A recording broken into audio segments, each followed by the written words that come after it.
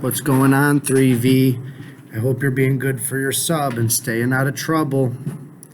I decided to make this read aloud for you. I know that you all miss me dearly and can't wait to see me again.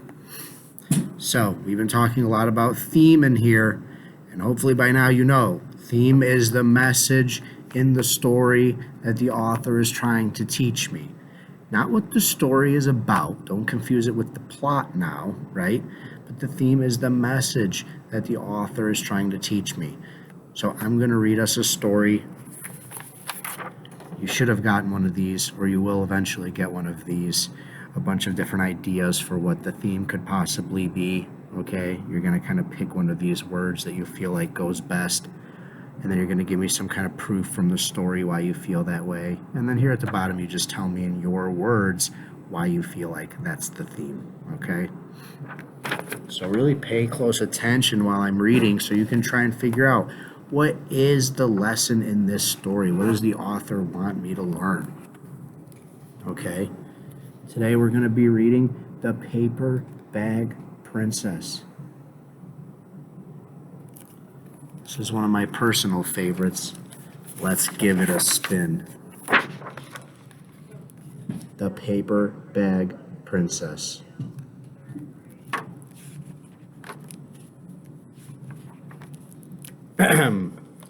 Elizabeth was a beautiful princess. She lived in a castle and had expensive princess clothes.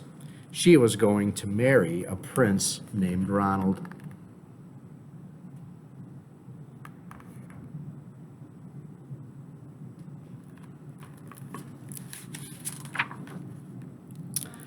Unfortunately, a dragon smashed her castle, burned all her clothes with his fiery breath, and carried off Prince Ronald. Elizabeth decided to chase the dragon and get Ronald back. She looked everywhere for something to wear, but the only thing she could find that was not burnt was a paper bag. So she put on the paper bag and followed the dragon. He was easy to follow, because he left a trail of burnt forests and horses' bones.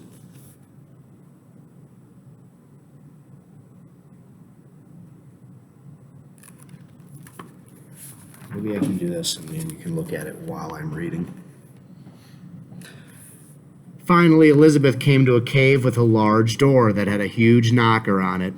She took hold of the knocker and banged on the door.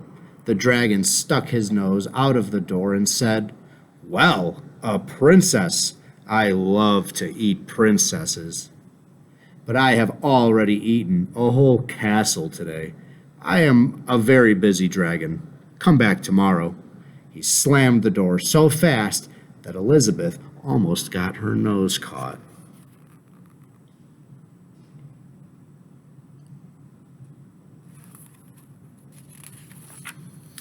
Elizabeth grabbed the knocker and banged on the door again. The dragon stuck his nose out of the door and said, "Go away. I love to eat princesses." Oh, I thought I read that again. "But I have already eaten a whole castle today. I am a very busy dragon. Come back tomorrow." "Wait," shouted Elizabeth. "Is it true that you are the smartest and fiercest dragon in the whole world?"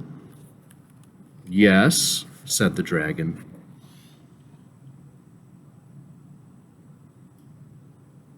He looks very confident.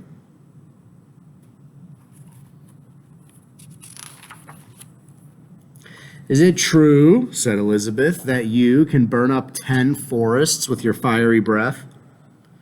"Oh, yes," said the dragon, and he took a huge deep breath and breathed out so much fire that he burnt up 50 forests.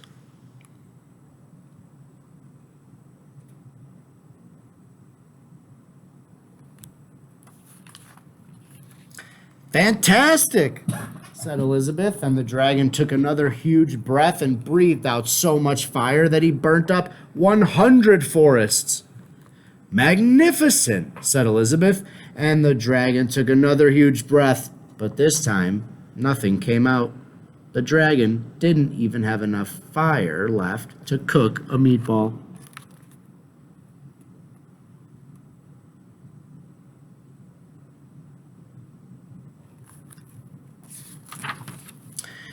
Elizabeth said, "Dragon, is it true that you can fly around the world in just 10 seconds?" "Why, yes," said the dragon, and he jumped up and flew all the way around the world in just 10 seconds. He was very tired when he got back, but Elizabeth shouted, "Fantastic! Do it again." I wonder, why is Elizabeth making this dragon do all of these things?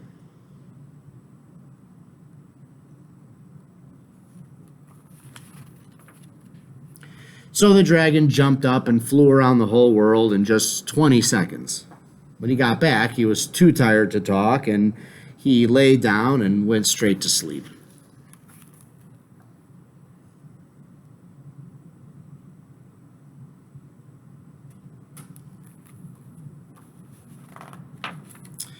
Elizabeth whispered very softly, "Hey, dragon."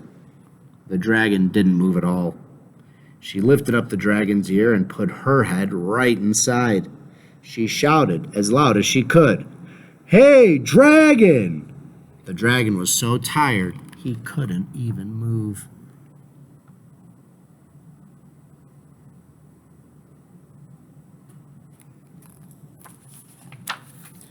Elizabeth walked right over the dragon and opened the door to the cave.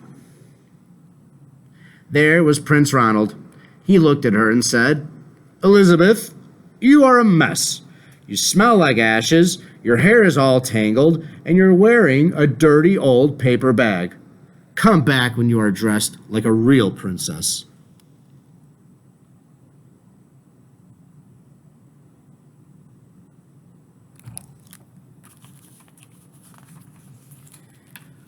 "Ronald," said Elizabeth, "your clothes are really pretty, and your hair is very neat.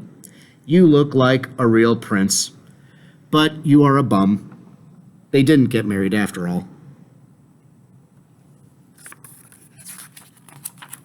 The end.